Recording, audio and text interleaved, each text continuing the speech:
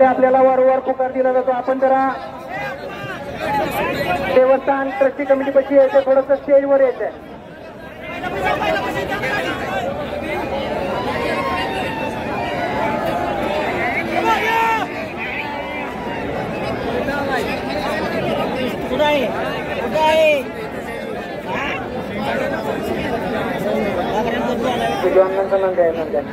आणि सुंदर